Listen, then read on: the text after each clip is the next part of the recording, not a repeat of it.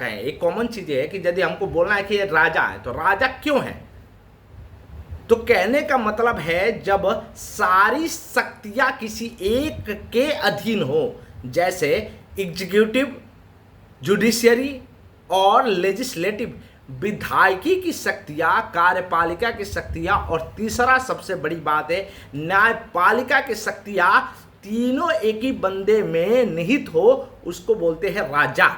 राजा की एक्सप्लेनेशन किसी कोई पूछे तो आपको ये बतानी है कि राजा का मतलब क्या होता है, जिसमें तीनों शक्तियां विद्यमान हो। अब देखो लोकतांत्रिक प्रक्रिया में क्या होता है, आपके सेपरेशन ऑफ पावर है, पृथक्करण है सिद्धांत का।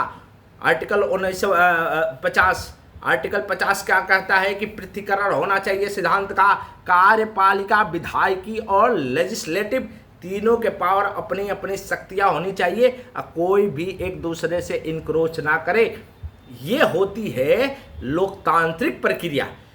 लेकिन राजा का मतलब क्या होता है कि राजा का मतलब ये है कि सारी की सारी शक्तियां एक ही व्यक्ति में निहित हो, चाहे वो जुडिशियरी की हो, चाहे वो विधायिकी की हो, और तीसरा सबसे बड़ी खूबसूरत चीज है दोस्तों, वो है न्यायपालिका का भी उसी में मौजूद हो। मतलब सेपरेशन ऑफ पावर आपको देखने को नहीं मिलेगा।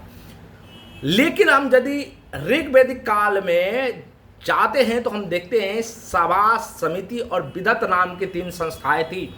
और ये तीनों संस्थाएं कुछ नहीं थी दोस्तों, ये तीनों संस्थाएं वही थी जो आज के जमाने में कार्यपालिका, न्यायपालिका और जुडिशियरी की बातें करते हैं। विद्वत जो है वो न्यायपालिका की तरह काम कर रहा था। सभा एक तरीके से विधायिकी था, जो आज के पार्लियामेंट्री सिस्टम बोला जाता है, पार्लियामेंट, संसद बोला जाता है। और तीसरा सबसे इंपॉर्टेंट चीज थी, वो थी कार्यपालिका, और वो कार्यपालिका का काम समिति किया करता था। अब देखिए उस समय में महिलाओं की भी भागीदारी प्रशासनिक में उतना ही था जितना एक मेल के लिए। मतलब समाज के बारे में बात करें, आइडल समाज कभी नहीं होता दोस्तों। यदि आपसे कोई बोले कि क्या समाज में इक्वालिटी होती है क्या, ऐसा पॉसिबल नहीं है।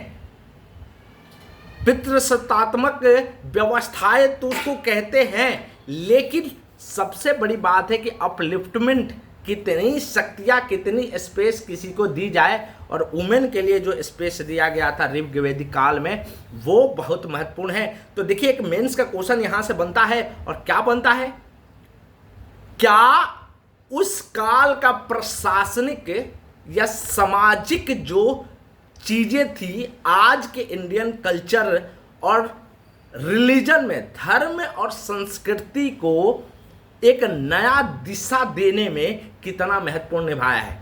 क्या ऋग्वैदिक ऐसा काल कि ऋग्वैदिक के समय में जितना सारी चीजें मौजूद थी, क्या चीजें आज भी मौजूद है क्या, किसी न किसी रूप में।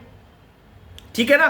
तो देखिए लिंक, एक चीज को दूसरे चीज से लिंक करने के बाद पता चलता है। हम इतिहास क्यों पढ़ते हैं, सिविल सर्विसेज में इतिहास क्यों पढ़ाया जाता है। इतिहास इसीलिए पढ़ाया जाता है कि आपको पता होना चाहिए सामाजिक परिवर्तन और right to equality, rule of law को इस्टेब्लिशमेंट कैसे किया जाएगा। और यदि ऐसा नहीं होता है तो इसके ऊपर यदि प्रॉब्लम हुई है रूल ऑफ लॉ को इस्टेब्लिश करने में, तो प्रॉब्लम कहां हुई है और उसको हटाया कैसे जाए। तो यही कहानी प्रारंभ होती है ऋग्वैदिक काल का दोस्तों। और ऋग्वैदिक काल में क्या कहता है कि सभा, समिति और विदत, एग्जीक्यूटिव, लेजिस्लेटिव और जुडिशियरी जो शक्तियां थी वो राजा के अंदर नहीं थी। राजा जो है ये शक्तियां लेकर बैठा नहीं था, ये 3 समितियां के अंदर बैठी थी। तो राजा क्या था, तो राजा कुछ नहीं था, ये तीनों के तीनों एक ऐसा लोकतांत्रिक प्रक्रिया में था कि तीनों के तीनों सहयोग कर रहे थे राजा के। तो हम कह सकते हैं द लोकतांत्रिक डेमोक्रेसी, डेमोक्रेटिक मोनार्क इसको बोला जाता है।